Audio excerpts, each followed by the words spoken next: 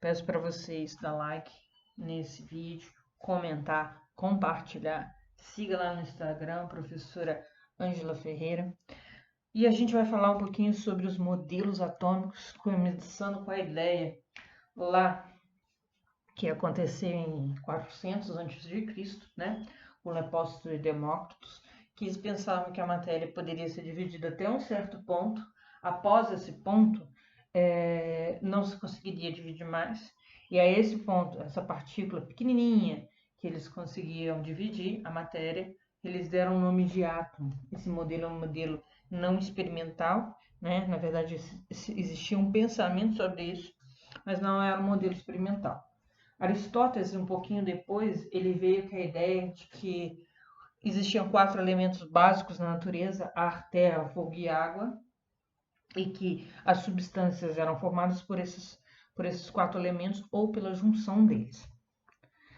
Mas o modelo experimental que veio aí foi o modelo de Dalton, bem depois de Cristo, já no século XIX, né? O Dalton, ele falava que o átomo era uma esfera maciça e indivisível, né? Como remete esse modelozinho aí. Ele é semelhante a algo indivisível e maciço, né? Então, o primeiro postulado dele foi isso. Ele também disse que o modelo dele ficou conhecido como bola de bilhar ou bola de sinuca, né? Por isso que é indivisível e maciço. Depois, ele veio dizer que todos os átomos de um determinado elemento químico são idênticos em massa e propriedades. Esse foi um erro de Dalton, porque existem os chamados isótopos, que a isotopia ocorre dentro do mesmo elemento químico, só que eles têm diferente massa, certo? Então isso estava errado.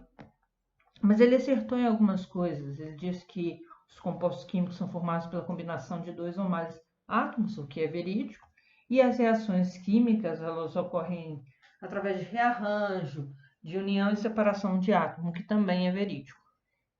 Após Dalton, também por volta de 1856, Thomson, ele, de posse de conhecimentos de eletricidade, ele fez alguns experimentos e propondo um modelo atômico. Ele utilizou para esse modelo as ampolas de Crookes, que são compostos por ampolas de vidro transversal, que são vedadas, onde tem 2 eletrodos e um gás sob baixa pressão, né? Ele utilizou essas ampolas para fazer um experimento. Aqui a gente tem um tipo dessa ampola. Inicialmente a gente vai ver a linha azul tracejada e observar que, quando não tem campo elétrico, o cátodo ele fornece um fluxo luminoso para o ânodo e não ocorre desvio. Quando tem o campo elétrico, ocorre esse desvio, que seria a linha azul contínua ali. Então, o que Thomson concluiu com isso? A primeira coisa é que possuía uma carga negativa, visto que os raios eram desviados na direção do polo, né, positivo. A gente vai lembrar aqui que eu estou falando de um processo de eletrólise. O polo positivo seria meu ânodo. Thomson concluiu que eram partículas negativas porque os opostos se atraem, né? A essas partículas ele deu o nome de elétrons. Essas possuíam massa, né? Ao colocar uma pequena hélice dentro do tubo, ele observou uma movimentação. Então, essas partículas possuíam massas.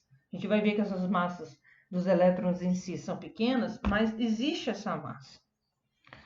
E eram componentes do átomo.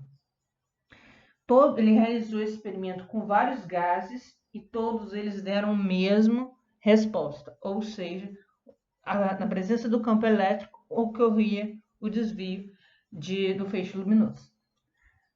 Então, Thomson descobriu a primeira partícula subatômica, que é chamada de elétron, né?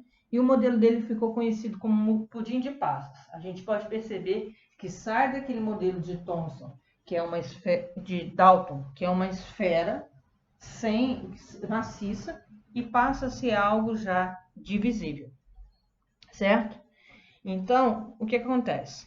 Depois dele veio um experimento de Rutherford. Rutherford incidiu radiação alfa, que é radiação positiva, em uma lâmina de ouro, uma fina lâmina de ouro. E aqui atrás, onde tem esses números, são as fluorescentes. Aí observa aqui, o que acontece? Acontece o seguinte, a região 1 é uma região onde a partícula alfa, ela passa pela lâmina de ouro e não sofre desvio. Possivelmente ela passa por uma região muito grande, onde não tem uma massa muito grande também, e apesar de mais tarde ter se entendido que existiam partículas de cargas opostas ali, essas, devido à pequena massa, elas não atraíam fortemente a radiação alfa. A região 2 é uma região que sofre um pequeno desvio. Então, o que entende-se é que passava próximo a alguma coisa com carga positiva e tinha uma massa considerada com relação ao todo, uma grande massa com relação ao todo, e isso, como eram cargas iguais, ocorria o processo de se repelir.